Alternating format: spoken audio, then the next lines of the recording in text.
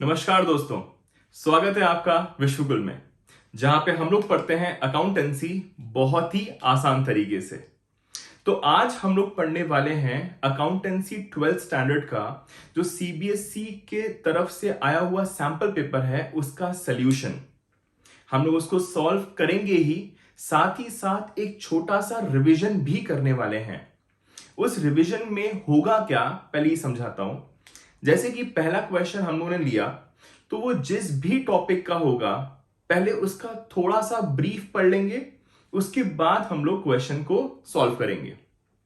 हम लोग का इससे होगा ये कि जो भी टॉपिक है उस चैप्टर का, वो अच्छे से पहले रिवाइज हो जाएगा एंड आपका साथ ही साथ क्वेश्चन भी अच्छे से सॉल्व हो जाएगा। अब आते हैं क्वेश्चन नंबर 11th की ओर।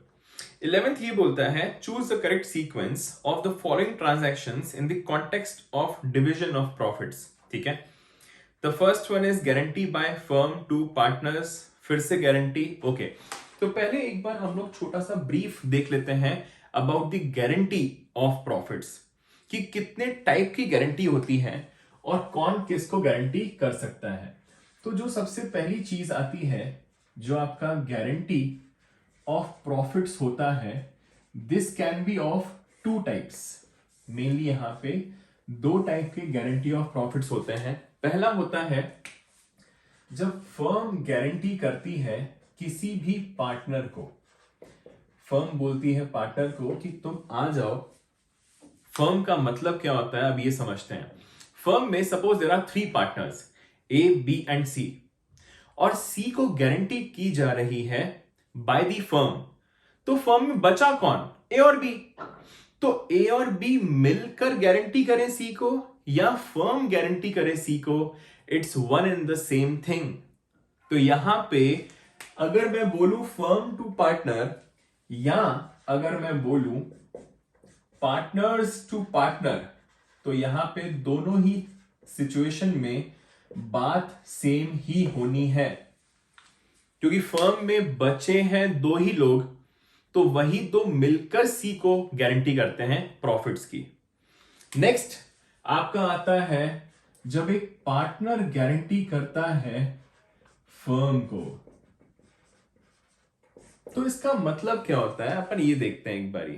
क्या होता है, सपोज फर्म को हमारे 1 लाख रुपीस का प्रॉफिट हुआ। अब यहां पे जो 3 पार्टनर्स हैं हमारे पास, दैट इज ए, बी और सी, इनका रेशो है 5:3:2। तो जब सी को हम लोग लेकर आ रहे थे पार्टनरशिप बिजनेस में, तो उसने कहा था कि मैं बिजनेस तभी ज्वाइन करूंगा जब एक मिनिमम अमाउंट का मेरे को प्रॉफिट मिलेगा। तो सपोज वो अमाउंट था 28,000। सी ने बोला था कि मिनिमम मेरे को 28,000 तो चाहिए ही चाहिए, चाहे कुछ हो जाए। तो इसके लिए ए और बी ने एग्री किया था कि जब भी प्रॉफिट होगा, अगर आपको 28,000 से कम मिलेगा तो हम दोनों मिलकर, हम दोनों एज इन ए और बी मिलकर जितना अमाउंट कम मिल रहा है उसकी भरपाई करेंगे। तो यहां पे हुआ ये, जब 1 लाख रुपए का प्रॉफिट हुआ, अगर हम लोग इसको बांटें तो यहां पे ए को मिलने वाला है 50,000। क्यों? क्योंकि ये 5:3:2 का रेशो है। तो 5 + 3 8 + 2 10। तो 1 lakh divide by 10 will give you 10,000। तो 10,000 इंटू 5 50,000। बी को मिलेगा 30,000 एंड सी को मिल रहा है ओनली 20,000, जबकि इसको गारंटी की गई थी 28,000 की। अब यहां पे क्या होगा, यहां पे आता है आपका गारंटी का मामला। तो यहां पे सी ने बोला कि मेरे को गारंटी की गई थी 28,000 की, पर मेरे को मिल पाया है सिर्फ 20। तो बचे कितने, 8,000 रुपीज। ये वो डिमांड करता है फ्रॉम ए एंड बी, जिन्होंने वादा किया था कि हम जितना दैट इज 28,000 से कम प्रॉफिट तुमको कमाने नहीं देंगे। अब यहां पे 8,000 कौन देगा, ए और बी। अगर क्वेश्चन में स्पेसिफाइड नहीं है कि किस रेशो में है ये, तो ये इनके ओल्ड रेशो दैट इज 5:3 में ही दिया जाएगा, दैट इज 5/8 एंड 3/8। बहुत बार ऐसा लगता है हम लोगों को कि 5/10 और 3/10, but that's not the correct way. तो इसका करेक्ट सोल्यूशन क्या होगा, 8000 दिया जाएगा 5/8, that is 5000 by A and 3000 by B. ये लोग इस तरीके से मिस्टर सी को अमाउंट पे कर देंगे। नेक्स्ट बात आती है जब पार्टनर टू फर्म, पार्टनर जब गारंटी करता है, पार्टनर आता है, सपोज ए और बी पार्टनर्स थे, उसने सी को एडमिट किया, सी एक नया पार्टनर आया, सी को ये बोला गया कि तुमको कम से कम इतना तो कमा के देना पड़ेगा हमारे फर्म में, तब जाके हम तुमको अलाउ करेंगे एज अ पार्टनर बनना हमारी फर्म में। तो सी ने बोला ठीक है, मैं एक काम करूंगा कि मिनिमम 1,00,000 रुपए, दैट इज जितना भी नेट प्रॉफिट होगा कंपनी को, उसमें से 1,00,000 रुपए मेरे तरफ से कंट्रीब्यूशन होगा। मेरे तरफ से कंट्रीब्यूशन का मतलब ये नहीं कि वो घर से लेकर आएगा, इसका मतलब ये है कि वो इतना काम करेगा कि जितना भी प्रॉफिट होगा उसमें उसके हिस्से का शेयर विल बी 1,00,000।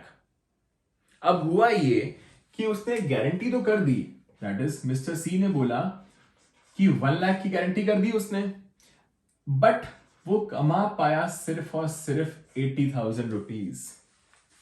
अब अगर उसके वजह से फर्म का नेट प्रॉफिट 80,000 ही हो पाया, मतलब 20,000 रुपीज कम रह गए, तो ये सी को अपने तरफ से लेकर आने पड़ेंगे। तो यहां पे इतना ही अमाउंट, दैट इज 20,000, हम लोग सी की कैपिटल से डिडक्ट कर लेते हैं। Is that clear? तो यहां पे होता यह है कि जब भी पार्टनर उतना नहीं कमा पाता, जिस वजह से हमारा नेट प्रॉफिट क्या हो गया होगा, कम, तो जब ये अमाउंट लेकर आएगा, दैट इज जब हम लोग इसकी कैपिटल से अमाउंट काटेंगे, तो हमारा नेट प्रॉफिट कायदे से बढ़ना चाहिए। तो इससे आपका नेट प्रॉफिट बढ़ जाता है, जो कि फाइनली अल्टीमेटली तीनों में ही बढ़ता है।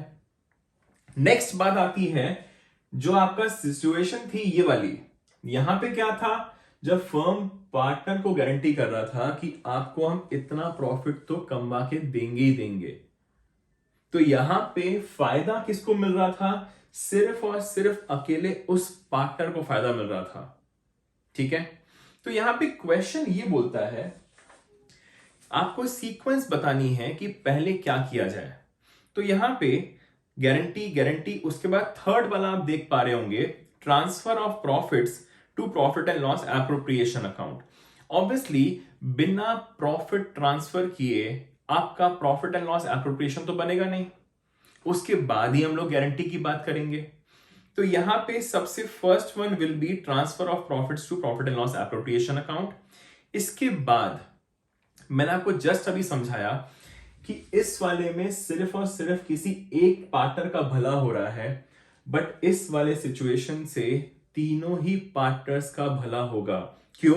क्योंकि नेट प्रॉफिट बढ़ेगा तो नेट प्रॉफिट तीनों में ही बटेगा। तो यहां पे आपका सेकेंड वाला जो रहने वाला है, that is guarantee by partner to firm, जब एक पार्टनर गारंटी करता है फर्म को। इसके बाद आते हैं आपके फर्म टू पार्टनर और पार्टनर टू पार्टनर। मैंने यहां पे लिखा हुआ है कि फर्म टू पार्टनर और पार्टनर टू पार्टनर सेम होता है, बट अगर सीक्वेंस की बात आ रही है तो पहले ये देखिए मास में क्या हो रहा है। ठीक है, तो यहां पे जैसे कि सबसे पहले उन्होंने ये देखा कि जब एक पार्टनर गारंटी करता है फर्म को, तो इसके वजह से, जो इसकी गारंटी की वजह से जो प्रॉफिट अमाउंट आने वाला है, बढ़ने वाला है, इससे तीनों ही पार्टनर्स का फायदा होने वाला है। तो पहले हम लोग इस पे जाएंगे। अब यहां पे देखिए कि ज्यादा मास लोग कहां अट्रैक्ट हो रहे हैं। एग्जांपल से समझते हैं अपन लोग। सपोज फर्म टू पार्टनर में बचे हैं सिर्फ और सिर्फ 2 पार्टनर्स और गारंटी की जा रही है सी को, और यहां पे अपन पार्टनर्स की जगह पर ये कर लेते हैं कि ए अकेला गारंटी कर रहा है सी को, बी इज नॉट इन्वॉल्व। तो ज्यादा लोग कहां इन्वॉल्व हो रहे हैं आपके फर्स्ट वाले सिनेरियो में, तो इसके बाद ये होगा, उसके बाद इंडिविजुअल इंडिविजुअल पे हम लोग आएंगे। तो इसका जो करेक्ट सीक्वेंस होना चाहिए दैट इज सबसे पहले थर्ड, फिर होना चाहिए आपका सेकंड, फिर होना चाहिए फर्स्ट, फिर होना चाहिए फोर्थ, जो है आपका C, that is the third option. क्यों? अभी समझाया आपको मैंने, जहां पे मास होंगे, दैट इज ज्यादा लोग इन्वॉल्व हो रहे हैं, पहले उनको डील करोगे आप, इसके बाद इंडिविजुअलिटी पे आएंगे आप लोग। Is that clear? तो ये खत्म हुआ आपका 11th का सोल्यूशन। अब आते हैं क्वेश्चन नंबर 12 की ओर इन दी नेक्स्ट वीडियो।